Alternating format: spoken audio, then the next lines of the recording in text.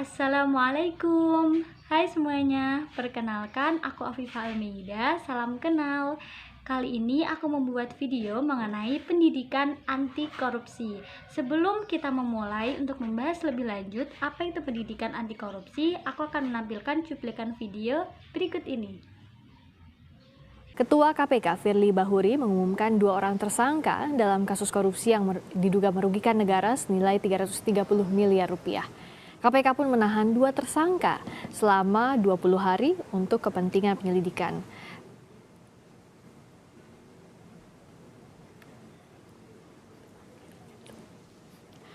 Dua orang tersangka berinisial BS dan ERZ. Tersangka dapat diduga telah mengakibatkan kerugian negara yang melanggar Undang-Undang Tindak Pidana Korupsi. KPK akan mengembangkan kasus ini untuk mengungkap adanya dugaan pencucian uang. Tersangka berinisial Y dan N hanya bisa tertunduk malu saat Kejaksaan Tinggi Kalimantan Timur melakukan konferensi pers terkait kasus dugaan korupsi penyeretan modal di PT Argo Kaltim Utama di Gedung Jati Kaltim, Jalan Bung Tomo, Kelurahan Sungai Kledang, Samarinda Seberang, Kalimantan Timur, Selasa siang. Sebelumnya tersangka Y dan N yang ditetapkan jadi tersangka melakukan peminjaman modal proposal usaha perkebunan. Lambat laun, modal tersebut tidak dimanfaatkan secara maksimal. Justru tersangka Y membuka 9 perusahaan yang meliputi beberapa bidang jasa dari modal tersebut. Celakanya dari 9 perusahaan, 6 diantaranya merupakan perusahaan fiktif. Hal tersebut dilakukan mengelabui pemerintah provinsi dan aparat penegak hukum serta membuat laporan pertanggungjawaban palsu. Tidak tanggung-tanggung, akibat perbuatan Y dan N, negara mengalami kerugian sebesar 29,74 miliar rupiah. Nah, dari cuplikan video tadi, kita bisa melihat kan bahwa kasus korupsi di Indonesia ini sangatlah marak sekali, dimulai dari kasus korupsi pejabat sampai kasus korupsi kalangan biasa. Nah, kita sebagai generasi muda harus menghentikan kasus korupsi di negara kita ini. Oleh karena itu, kita harus mengetahui tentang pendidikan anti korupsi dimulai dari sekarang. Yuk, kita bahas apa itu pendidikan anti korupsi.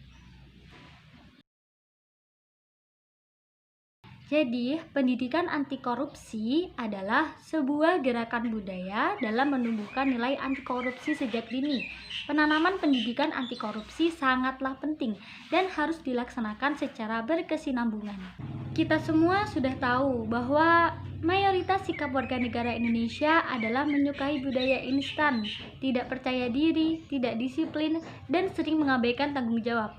Nah, sikap-sikap negatif semacam itu perlu dijauhkan dari mental orang Indonesia sejak masih mengenyam pendidikan di sekolah maupun di kampus. Sebenarnya, seberapa penting sih implementasi pendidikan anti korupsi di lembaga pendidikan?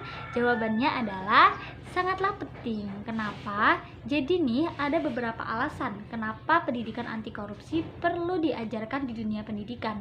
Pertama, karena budaya korupsi di Indonesia di tepi jurang. Nah, korupsi sebagai budaya kolonial di Indonesia sudah dalam kondisi yang sangat parah. Kondisi di tepi jurang ini yang menyebabkan target pemahaman perlu dilakukan dari akar rumput dan dalam jangka waktu yang panjang. Lembaga pendidikan sebagai lokomotif pembentukan generasi bangsa harus menjadi tempat pengajaran anti korupsi ini. Yang kedua, memerangi korupsi dari lingkungan terdekat. Pelaksanaan pendidikan anti korupsi di sekolah maupun perguruan tinggi sebenarnya merupakan cara untuk mengatasi mentalitas dan sikap-sikap dasar yang mengarah pada tindakan korupsi yang curang. Misalnya nih, ada seorang siswa atau mahasiswi yang pada saat ujian itu menyontek. Nah, sebenarnya ini adalah tindakan korupsi yang nyata, namun skalanya adalah skala kecil. Jika saat sekolah atau kuliah sudah melakukan tindakan korupsi, bagaimana nanti saat udah jadi pejabat? Maka dari itu, tanggung jawab lembaga pendidikan harus menghapus budaya negatif tersebut. Nah, itu tadi beberapa alasan mengapa implementasi pendidikan anti korupsi di lembaga pendidikan sangatlah penting.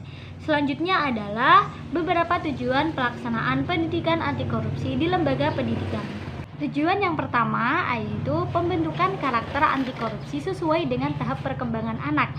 Pembentukan karakter anti korupsi yang dilakukan oleh lembaga pendidikan meliputi perkembangan usia anak, mulai dari jenjang PAUD, SD hingga perguruan tinggi.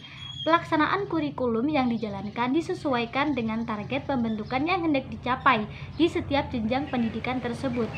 Pola kurikulum yang dijalankan disesuaikan dengan tahap perkembangan usia anak, sehingga anak lebih mudah diterima dan diaplikasikan. Tujuan yang kedua yaitu penanaman pendidikan anti korupsi untuk jangka panjang. Salah satu pola pengajaran pendidikan anti korupsi yang dilakukan adalah jangka panjang. Kondisi yang sudah sangat parah tidak bisa diatasi dalam waktu sehari, 2 hari, atau 1 tahun saja, tetapi harus dilakukan bertahun-tahun, bahkan bisa jadi seumur dengan usia seseorang. Tradisi yang sudah sangat akut membudaya di masyarakat harus dipahamkan sejak dini. Lembaga pendidikan menaungi pendidikan sejak usia dini hingga selevel profesor, doktor, maka sangat tepat jika di lembaga pendidikan diajarkan pendidikan anti korupsi sebagai pembelajaran seumur hidup yang perlu diberikan kepada generasi Indonesia. Bukan hanya untuk anak-anak, tetapi orang tua juga penting mendapatkan pembelajaran pendidikan anti korupsi ini. Yang ketiga adalah menanamkan nilai-nilai anti korupsi pada generasi muda. Ada 9 nilai anti korupsi yang penting diajarkan kepada peserta didik untuk membantu membentengi dari sikap korupsi. Sikap-sikap tersebut diantaranya yaitu kejujuran, tanggung jawab, kesederhanaan, kepedulian, kemandirian, disiplin, keadilan, kerja keras, dan keberanian. Nah, itu tadi pembahasan mengenai pendidikan anti korupsi. Bagaimana pentingnya pendidikan anti korupsi dan apa tujuan dari pendidikan anti korupsi ini. Ingat teman-teman semuanya, say no to corruption. Terima kasih sudah menonton video ini dari awal sampai akhir. Semoga apa yang saya sampaikan di video ini dapat bermanfaat untuk kalian semuanya. Sekian dan terima kasih. Wassalamualaikum.